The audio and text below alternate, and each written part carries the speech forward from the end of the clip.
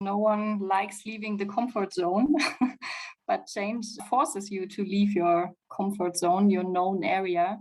But this is also an aspect why it's important to start early, because you also need to transport the vision, why you change, why you transform things. Because if people don't understand why things are changing and what is the greater strategy, they will have it even harder to change themselves and their behavior.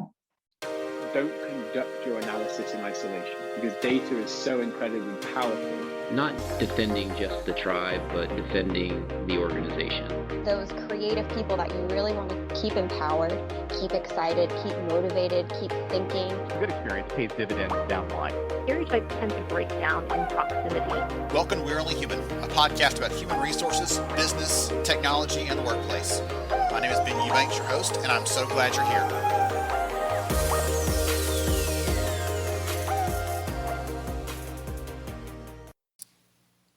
Hey there, welcome to We're Only Human. I'm Ben Eubanks, and I'm really glad to have you here with us. Today, we're going to talk to Manuela Brede from Siemens. We're going to hear about some of the insights, you got the teaser there at the beginning, on how to change at an organizational level. And we all know that you can't hit a button or flip a switch. Change at an organizational level is change at an individual level, magnified across the enterprise. And so Manuela will talk us through some of those insights, how it works, what it takes. But we're also going to dive into some insights into just change overall and what it takes to lead that better from a real and trusted expert who does this every single day. Thank you to the IBM team for helping to put us together, bring you this episode. They are doing great work on change transformation for organizations, and we appreciate them for this intro to Manuela to help bring her story and Siemens' story to the forefront here. I hope you enjoy the conversation. Some of our brand new data that we have out, just as a teaser for you, show that while the headlines say that every worker is, a majority of workers are looking for remote work, our research actually shows that people want what they've got. And that's in a microcosm, shows how the human mind works. We want to hold on to what's known, what's stable, what's expected. And so in the research, we asked people, are you working hybrid right now? If they said yes, the majority of them want to stay hybrid. We asked people, are you working remotely right now? Do you want to stay that way? The majority said yes. And we also asked people, are you working in an office, at a work location, at a physical work site? And if so, do you want to stay there? And the majority said yes. So what we have is what we want to keep. And as you and I both know, one of the hardest things we have to do as HR and talent leaders is actually change how people think, how they believe, what they do. Changing their actions and their behaviors is the most rewarding, but also the hardest part of our job. So Manuela will give us some insights today on how to do that at a tactical level and a strategic level through the case study of what Siemens has done in their own organization. I hope you enjoy this episode. Hey everyone, welcome to We're Only Human. I'm really glad to have you here. We finished the research this year about HR and HCM implementations and transformations and how that factors into these bigger organizational changes we're all seeing. Right? And the data are interesting for sure, but I found that a lot of the nuances, the decision points, those kind of things are the most interesting and important parts of these projects, and it's hard to get at that in a survey. So we actually are going to dive into that today with Manuela Brede from Siemens. We're going to talk about how they made these decisions, how they approached this, what sort of things they were looking at from the employee experience perspective, all those kind of things and more. So I'm really excited for this. Manuela, welcome to the show. Thanks, Ben. Hi, everyone. So glad to have you here. So before we dive into some of those things I was setting up for the audience, will you take a minute and tell us who you are and what you do, please? Sure. So I'm based in Germany, in Munich, and I have 2 kids and a husband, little kids. And in my work, in my profession, I'm communication and change management consultant. I also studied organizational change management at the university here in Germany. And I already had the opportunity to bring a lot of different topics and projects to life and to transform a lot of projects already. What's fun for me as someone with an HR background is we always talk about this big idea that we have for things. And at the very end, someone's like, oh yeah, change management. And so I'm so excited to hear from you because that is your dedicated role. You get a chance to step into these things. So I know that Siemens has been going through this tremendous transformation. What was the vision for that? Yes, there is a tremendous transformation ongoing. So an HR transformation basically, but not only HR, it's a transformation also affecting the end users like employees and managers. And the vision here really was to move to standardized, state-of-the-art, modern technology and to really improve user experiences and digitalize the HR processes and all the employee lifecycle processes, basically. So really to get away from those legacy systems. Siemens is a global company with footprints in a lot of countries. And as you can imagine, maybe all those countries have an own HR system, a historic system, which was grown in the past. And now they face the situation that there's a lot of different systems.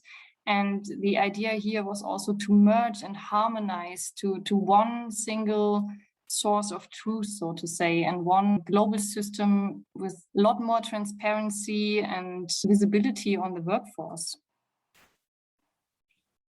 One of the stories that I love to tell is I talked to a leader a couple of years ago, head of HR for an organization that was global, and he said the thing that triggered our change was when our CEO asked for an employee headcount number, and he got 4 different answers from 4 different leaders. So some of those. So you're talking about getting back to a single source of truth. We know what's happening in the business because we're trying to pull this all together into one place, one system. So that is not a small task to undertake, right? Anyone who's listening to this that's had those responsibilities is there along with you. One of the things I want to ask you is when we're approaching one of those changes on that global scale, every country has their own unique culture, right? Their own starting point where they might be currently and what they're going to move into.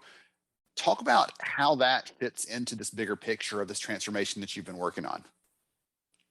Yeah, that's a very important topic that you are stating here with the different starting points in the countries and the different cultures. First of all, we are not bringing the new system, the new way of working to all countries at once. So we do it one by one and a lot of countries in parallel, but each of them has a different phase or progress level where they are in. And it's very important really to consider all those specific country situations. As you mentioned, the culture is a big point, a crucial point, because in some countries you talk about actions, you talk about certain tasks and things to do. And after the call, you just end the meeting and then you have the feeling there was something which no one talked about and something is still not clear. And this is most of the times a culture topic. We, for example, started to have a culture survey in the beginning. So when we start working together with the local colleagues to set up our whole change management and communication approach, in the very beginning, try to understand how these people in this country think and act. What is the culture and how is it different from our culture? So what are the things we need to be careful on when collaborating together, and where do we need to point an extra eye on to make sure there's nothing going in the wrong direction at some point in time. So this is one thing. And also you can imagine, as I said, when those technology is coming to the different countries and each current system or legacy system had a different setup, it's also a different impact for the people, right? It's a different way they are coming from the current situation and how they need to change to cope with the future situation. For some people, it's a really big change. For others, it's only a minor change, maybe. So also very important things to consider in our journey. Your comment on the culture survey reminded me that thinking back to your background, your training, your focus, and your role is around change management and communication.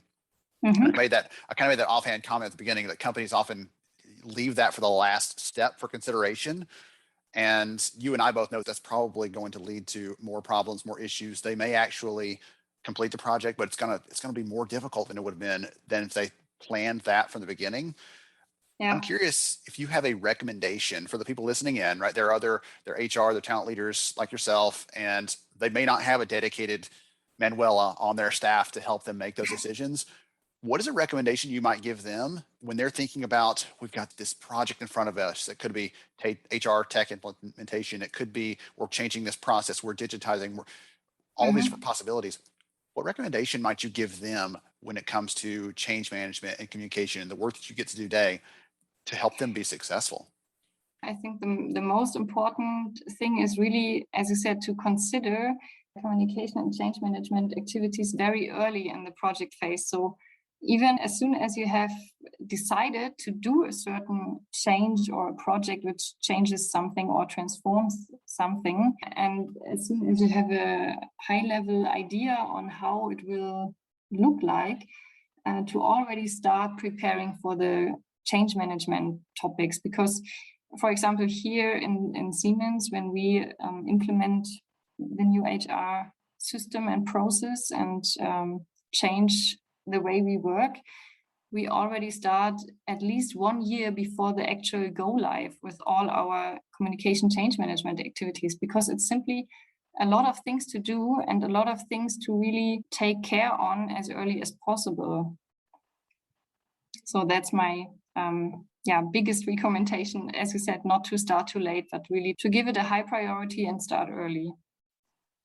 It's almost hard to start too early with something that the bigger it is, the earlier you need to start, I would imagine. Is that true? So it's definitely harder if you don't have the clear picture yet in mind, how the future state, the final situation will look like, but you can always develop along the way, and you need to start somewhere. And always starting early, for example, also means doing basic things like analyzing your stakeholders, analyzing who are the people who need to be involved early, who need to have a say or to decide something, and who are the people who will be impacted most, and what is our main target group, and what do we need to do with those people. At the end, change is always based on people, right? So it's the people that change. That is one of my favorite sayings about the work that we get to do. We talk about, it's easy to get hooked into the data or to think about this process, but it's most of the time it's about behavior change for people, getting them to be okay with some change that's coming along, getting them to adapt or respond to some changing conditions. And we, for better or for worse, HR people have, we're amateur psychologists, and in some ways we're thinking about how are they going to respond to this? What can we do to ease this change or to make sure that it's adopted properly? And so we're always thinking that lens of, we've got to get them to sometimes to do something that they didn't plan to do. Maybe sometimes they don't want to do, but at the end of the day, it's going to be good for the organization. It's going to be good for them long-term, but we as people, we naturally want to hold on to what we have instead of, even if something better is right around the corner, we want to hold on to what we have because it's comfortable. It's known, it's a known quantity. It's the comfort zone, right? And no one likes leaving the comfort zone, but change forces you to leave your comfort zone, your known area. But this is also an aspect why it's important to start early, because you also need to transport the why, the vision, why you change, why you transform things. Because if people don't understand why things are changing and what is the greater strategy, the greater vision behind, and what is the benefit also for them, they will have it even harder to change themselves and their behavior. Yes, for sure. I'm glad you brought that up. I was going to ask you about it. I think you answered the question there about how to bring managers and the workforce as a whole into this vision, because we as leaders sometimes, and I'll point the finger at myself because I've been guilty of this, we make a decision because we have access to all the information that we need to make this decision. And then we convey the decision we've made without casting the bigger vision for what's ahead, what we see as the benefit, what we see as the opportunity this is going to open up once we've taken these steps. We just leave and we assume everybody else has all that information that we used to make the decision at hand, and that's not true. And so you're talking here about making sure we bring the rest of those people into this so that they're a part of it. It's not just being put on them, but they're a part of this bigger change, and they play a key role in helping to be successful. Exactly. So we also, for example, follow this ADKAR methodology. I don't know if you have heard about it. I have heard about it, but for the audience's benefit, would you explain it really quickly? Sure. So ADKAR is an acronym. It stands for awareness, desire, ability, knowledge, ability in the other way around, and reinforcement.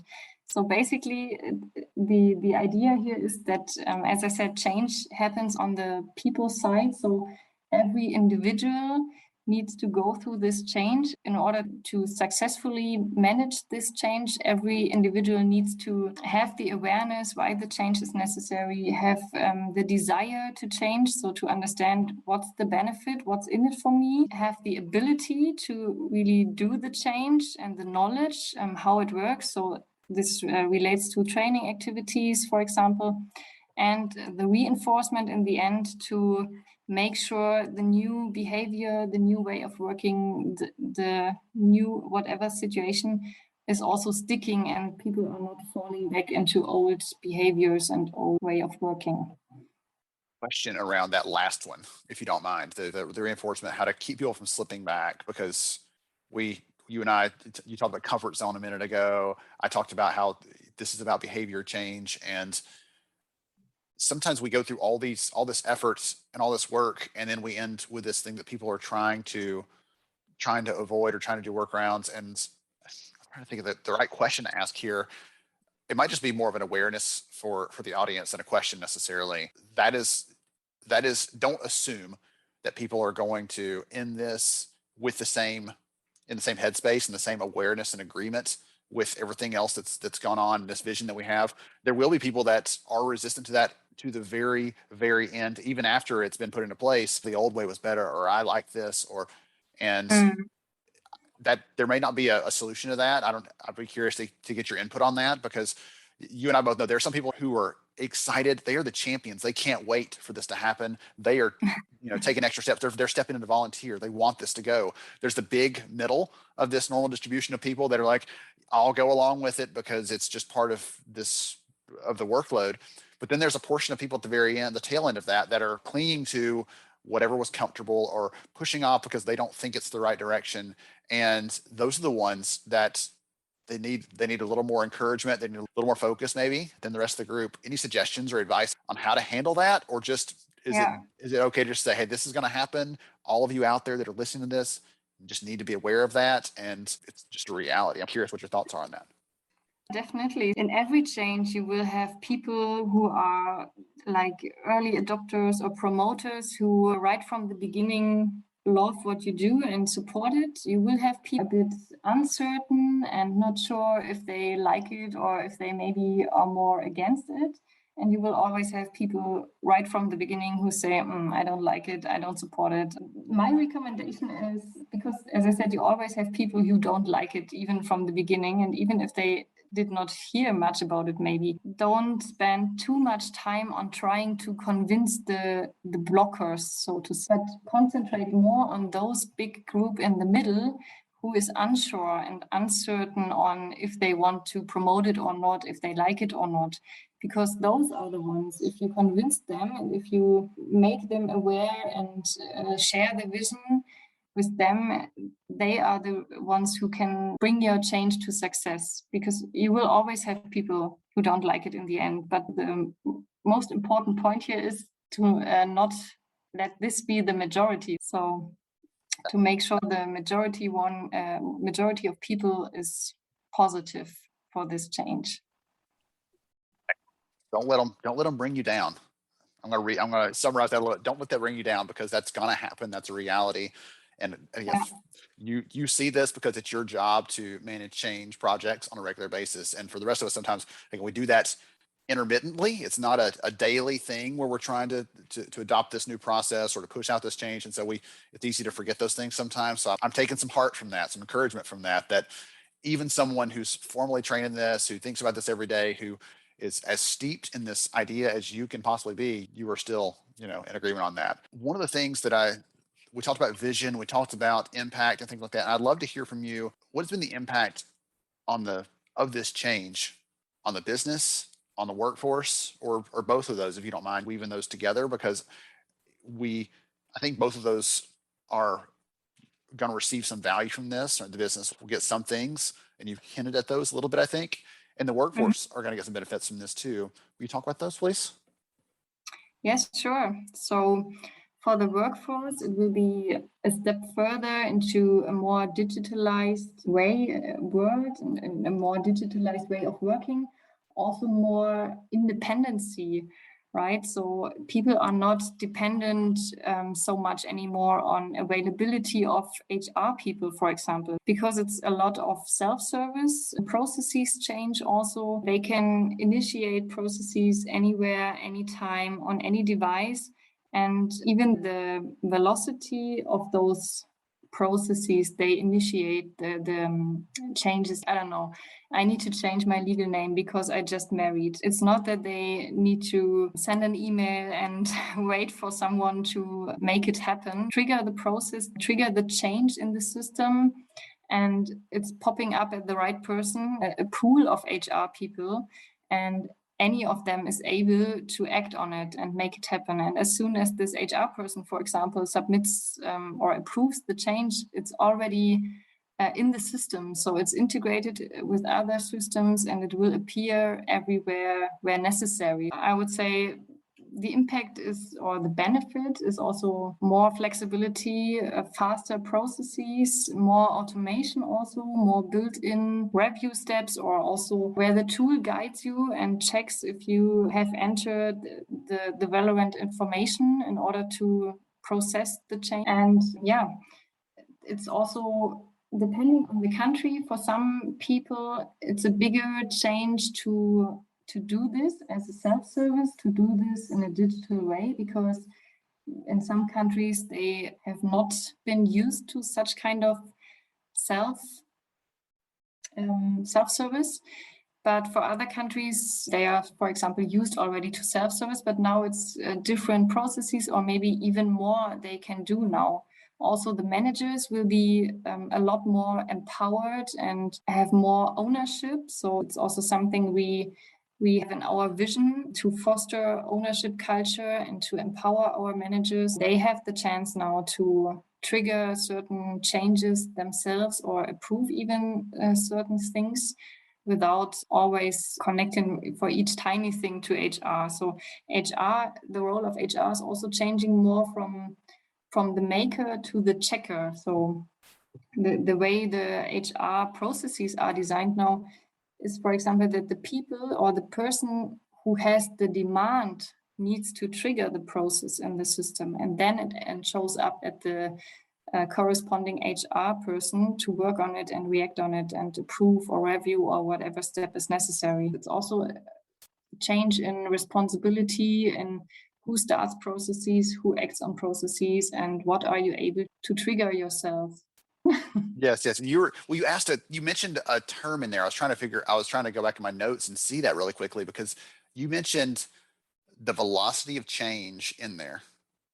And I loved hearing about these ways that these common steps, these common things that in some cases are very ordinary and just a commonplace thing. I've got to change my address. I've got to update this basic piece of information. But sometimes there's something that may be emotional. I've got to take leave. I've got this issue that I need some support for and things like that. And so I liked it. It's creating this universal kind of front door for everyone to pass through, so they know where that is, instead of saying, I've got a problem, I got to call a manager, and your manager says, I don't know, I've never had that problem, and they don't know like where to go, and it's hard to figure out where to take the next step. So I love that it gives them a common front door for any sort of request they have, and it can route that to the right person. I think those sorts of things, again, especially in a very large organization, it's one thing if you have 100 people or 500 people. When you have thousands and thousands of people like Siemens, that is a requirement almost for being able to lead them and support the people. And even processes happen faster or are completed faster, because you can imagine an employee is raising, I don't know, a leave request, for example, and it pops up at the manager's end to approve. Now, it's also possible to do everything on the mobile app, or let's say nearly everything on the mobile app. So the manager could just, I don't know, on the car or on the way to the office, in any given situation, see that there is a new request on the mobile phone and just click on approve. And now 5 minutes later, the employee already has the leave request approved. So it's really faster processing of those requests even. Okay. think I finally figured out the question I was going to ask you there, because there were several things I wanted to ask all at once, and I can't do that. So one of the terms you used was velocity of change. And I know I've asked you some bigger picture questions about the strategy behind change management, things like that. But I'm going to be honest, I haven't had someone on the show in the past who that was their focus. And I'm using this opportunity to ask you some things that I hear on a regular basis from other talent leaders, from other HR leaders. So you're our expert, in addition to telling the Siemens story, on change overall. So I'm taking this opportunity for that. You mentioned this idea of change velocity, and I've never thought about it that way, in that way. It's not popped in my head. And the question I have is, if we have to make a change quickly, there's something coming, a new legislation, a new government requirement, or a new something like that might require a quick change. Is there a different approach to that than if you have a process like you've talked through here, where we have a longer time to ramp up and plan and prepare? Is it different, or is it just compressed? We have to do all those things in a shorter amount of time. I don't know what the answer is to that. I'd be curious to hear about that change velocity concept. So I think if you have a limited time available to bring your change to life, for sure you need to adapt. It's not that you do all those steps just in a compressed time, so because at the end you will simply go crazy.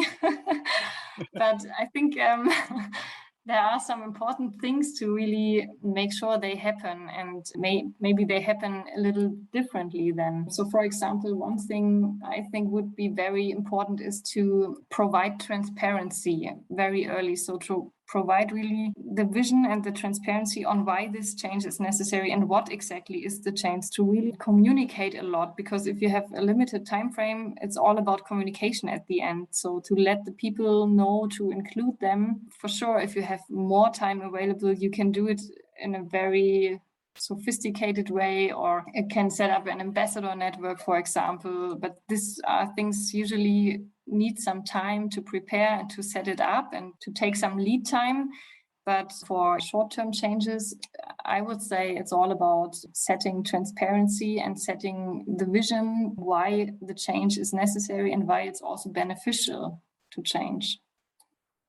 And then also at the end, people need to be able to change. So coming back to the ADKAR model, even if they have understood why the change is necessary and what's it all about, they still need to be able to live it, actually. So you still need to provide whatever is necessary, be it training, be it a mindset change or something like this. You cannot skip this part usually, but you need to adapt then how you do it in a short but effective way. Wonderful. Thank you for putting up with some of those questions like that, because I think that you are a tremendous source of information and insight into how those things work, not just in a theoretical example, but as you're talking through these, I'm probably imagining that you're thinking through, oh yeah, here's one of those short-term changes we had, or here's one of those quick responses we had to do, or and obviously, as we talk through the story today, there's this bigger change has been going on at Siemens, and you've given us great examples and insights and how those steps are planned and what it takes to do that. And I've gotten so many great ideas over here from your insights, and I really appreciate you for hanging out with us. I'll fix that. I thank you so much for hanging out with us and sharing with us. Is there anything else you'd like to share before we wrap up? Anything that you might want to reiterate, like this is the big thing, or anything else you want to share about the bigger change that's going on at Siemens before we wrap up the conversation today?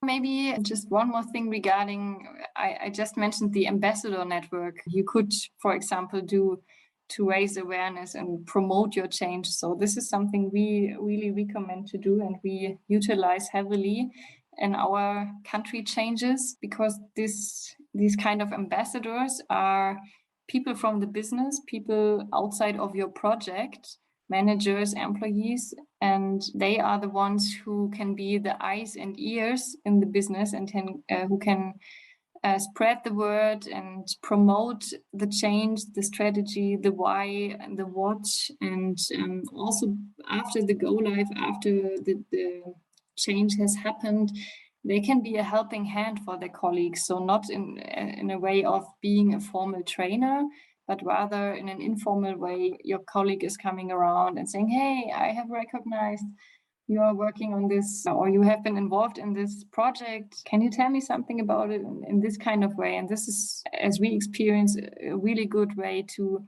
support the change and to bring the awareness into the people, into the employees and managers. Do you select or invite ambassadors, or do you let them raise their hand and volunteer for that? Because it seems like they'd need to have a little bit of an inclination, a leaning to do that. How would you recommend someone do that? It's a bit a cultural thing, I have realized. I would recommend to do a two-step approach. So to, on the one hand, nominate some people, because usually people in HR know certain people who always are keen on new things and innovative topics and who like to support that kind of things. This could be one part of how to get ambassadors, but I would also recommend really to use this voluntary part. So you could use your enterprise social network if you have some, or whatever platform or communication channel you have, to announce that there is a project going on and some preparations, and you would want some voluntary people to support this and show some benefits, what's in it for them, what is the benefit they have if they promote it. So in our case, for example, it's that they have also access to a global team and stay up to date, are the front runners and the pioneers, and get a lot more background and insights than the usual employee would get in the whole journey. You need to promote why is it good, why is it cool for them to join this network. But I would recommend really to do both ways, just to be sure to have enough, because also it's necessary to have a certain number of people. So it's always a bit depending on how big your population is. So if you have, 10,000 employees, you should have at least, 300 ambassadors. Otherwise, it's not helping so much. But if there's this voluntary aspect, you have another kind of motivation compared to this person has been nominated, right? Yes. Okay. I really like that. I think that's a tremendous approach. And thank you for sharing even like a ballpark number, because people who are listening in can figure out, okay, for my company, I'm a 10th that size, so I need this many, or I'm twice that size, so I need this many. So I think even giving them a little bit of a benchmark to think about as a place to start, that was incredibly helpful.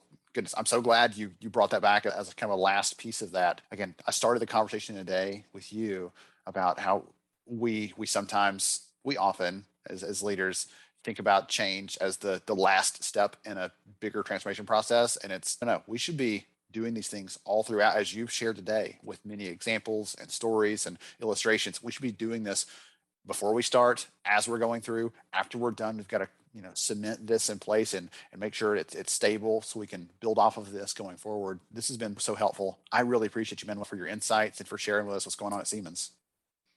Thanks a lot, Ben, and really appreciated to have the opportunity to talk here, and it was really fun to share those insights. Thank you so much again to everybody else out there listening in. Appreciate you for joining us in this episode of We're Only Human. As you're making your changes, right? Take some notes today, go back and listen to this again, share this with other leaders in your organization who are also thinking about making bigger changes, because you'll get some great insights, as you well know. Thank you all for joining us, and we'll catch you next time on We're Only Human. Thank you so much for joining me on the show today. I'm honored to have you as a listener. If you enjoyed this episode, please take 10 seconds to rate it at iTunes, Stitcher, or wherever you listen to your podcast. Also, if you know a friend that could benefit from today's conversation, please pass it their way. After all, a rising tide lifts all ships. To see show notes, sponsor information, and our full show archives, visit onlyhumanshow.com.